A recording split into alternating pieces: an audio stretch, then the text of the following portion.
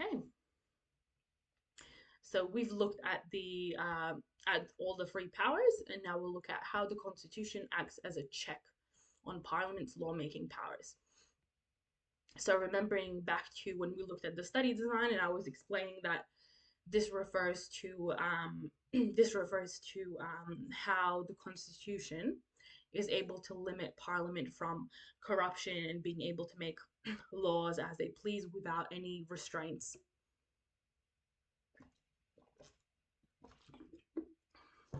So these three ways are the separation of powers, not to be confused with the division of powers, which is what we just looked at, the express protection of rights, and the role of the High Court in interpreting the Constitution. So let's look at each one.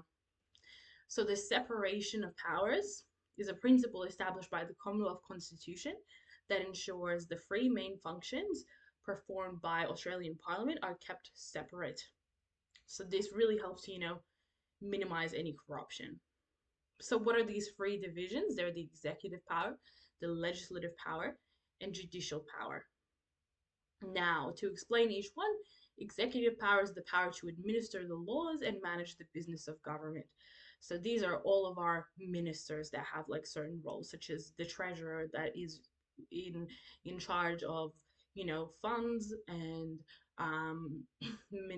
minister of education that is in charge of the education system. These are all examples of executives. Now, legislative power is the power to actually make laws. These are all of our members of parliament that are both in the lower house and in the upper house. So what can we see here immediately? Well, the separation of powers is not actually separated because executives are also members of parliament. All of these ministers, like the treasurer, minister of education, etc., they're also members of parliament. In fact, the government party, the representative of the government party, or the leaders, such as, the prime minister, elects all of the ministers to become executives from members of their party that are in parliament. So they have all of this power. Executives and legislatives have technically both powers, and there's a big overlap between executive and legislative power. However, judicial power is kept relatively completely separate, which is really important that our judges are not biased and have no affiliation to any members of parliament or any executives slash ministers. So judicial power is defined as the power to enforce the law and settle disputes.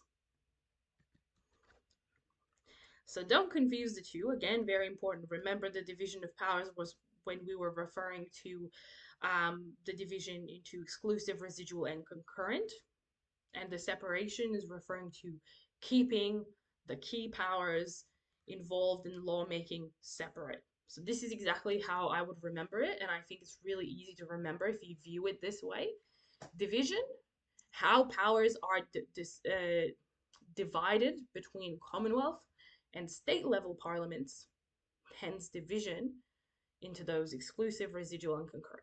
Separation, how we prevent corruption by separating all of the key lawmakers and ensuring that there's no overlap of roles. So a member of parliament can be a judge and so on. Okay, so you need to know the strengths and weaknesses around the separation of powers. And for all of those three concepts that come under how the Constitution acts as a check of Parliament, you need to know strengths and weaknesses. These will be evaluate questions. So some of the strengths are that the separation of powers is entrenched in the Constitution. It's literally in the Constitution, so this is a protection that cannot be abolished without a successful referendum, and therefore protects us and makes sure that Parliament cannot take this away and we remain protected. And it allows for executive to be scrutinized by legislature. So this means that the representatives of executive powers, the ministers, they can be scrutinized or criticized or changed by the members of parliament, which are representatives of our legislative powers. And another strength is that the judiciary powers, our judges, they're independent from both parliament and government, which is very, very important. Now, limitations or weaknesses. We said the legislative and executive overlap. They're both members of parliament. This obviously decreases the check of the separation of powers and means that some corruption can be present. Additionally, even though the judiciary powers are relatively separate, judges are still appointed by the executive. Remember, one of the roles of the crown that we looked at, so our governor general or a governor, depending which level, state or commonwealth, is to appoint federal judges to the high court. However, the crown is actually, uh, holds both legislative and executive powers because of its roles. So this means that there is an overlap between judiciary and legislative powers because the crown has this role to appoint judges. Additionally, the Constitution only provides for the separation of powers at a federal level. Any principle or anything that's enshrined in the Constitution technically applies to Commonwealth Parliament, not state parliament. This means that a state level parliament could fail to abide by the separation of powers and do whatever they wanted. For instance, have members of parliament become judges. They could technically do that, but they don't.